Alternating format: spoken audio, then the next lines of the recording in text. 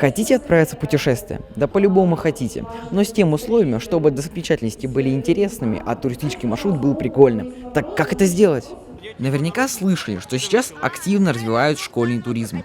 Это значит, что вы с класса можете организовать и поехать не в ближайший музей или театр, а в поход и в заповедник или другой город. Оказывается, что сами школьники, ведь кому как не нам виднее, где интереснее всего. Во время осенних каникул в Уфимском городском дворце детского творчества имени Владимира Комарова состоялось мероприятие проекта «Дети едут к детям. Путешествие первых в Уфе». Альберт, расскажи про работу своей команды. Мы придумали очень классное путешествие по Уфе. Там мы затронем самые главные достопримечательности. Всего будет 7 достопримечательностей, 7 районов и 7 холмов, как бы это олицетворяет нашей Уфы, вот как раз таки. Ну и 7 листочков Курая.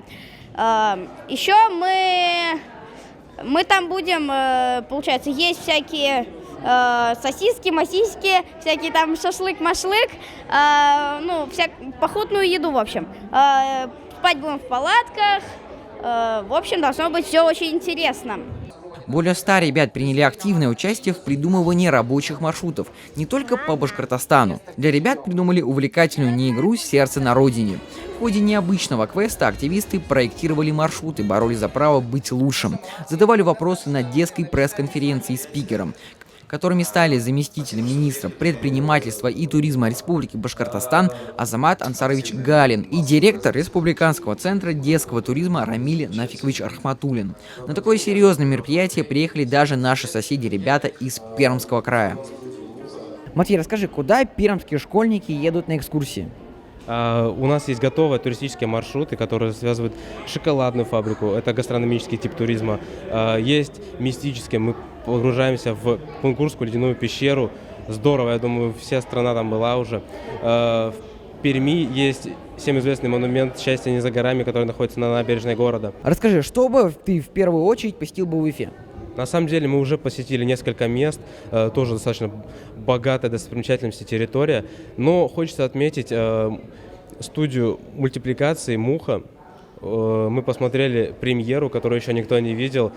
На самом деле завораживающая премьера про северных амуров, я думаю, все знают эту легенду. Итогом мероприятия стало плодотворное общение школьников с представителями власти, а также взаимное желание регионов развивать межрегиональные маршруты. Ну что, Гов.Пермь? Я только за. Туризм в России сегодня переживает перерождение, так давайте поможем ему. Тем более, что Уфа и Пермь – города, где башкирские традиции являются неотъемлемой частью общей культуры в целом. Северные амуры, защитники Родины, во все времена одинаково почитаются на Урале, и если копнуть глубже, уверен, много чего общего найдется. Детский совет по туризму в ходе неигры создали такие необычные маршруты, что срочно нужно добавлять новые каникулы. Эдуард Гайнанов, Оскар Николаев, специально для Горы новостей.